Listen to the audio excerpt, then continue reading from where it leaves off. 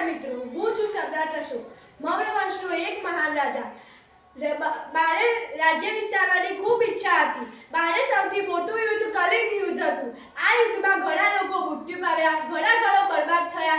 આ બધું જોઈ મારું મન દુઃખી થયું. મને લાગ્યું કે યુદ્ધથી સુખ મળતું નથી. ત્યારે મારા જીવનમાં મોટો ફેરફાર થયો. મેં બુદ્ધના ધર્મને અપનાવ્યો. હું અહિંસાના માર્ગ પર ચાલ્યો. પછીથી મેં યુદ્ધ છોડી દીધું અને ધર્મનો પ્રચાર શરૂ કર્યો. મારો ધર્મ કહે છે સત્ય બોલવું, અહિંસા રાખવી, માતા પિતાની સેવા કરવી, ગુરુનો આદર કરવો અને બધા જીવ પર દયા રાખવી.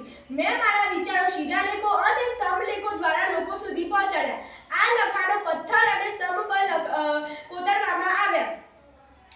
મારા શાસનમાં પ્રજાની સુખ સુવિધા માટે કુવા, રસ્તા, વૃક્ષો અને હોસ્પિટલો બનાવવામાં આવી.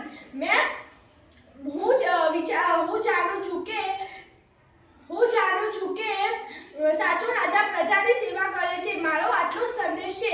હિંસા નહીં, અહિંસા, યુદ્ધ નહીં તો શાંતિ. આભાર.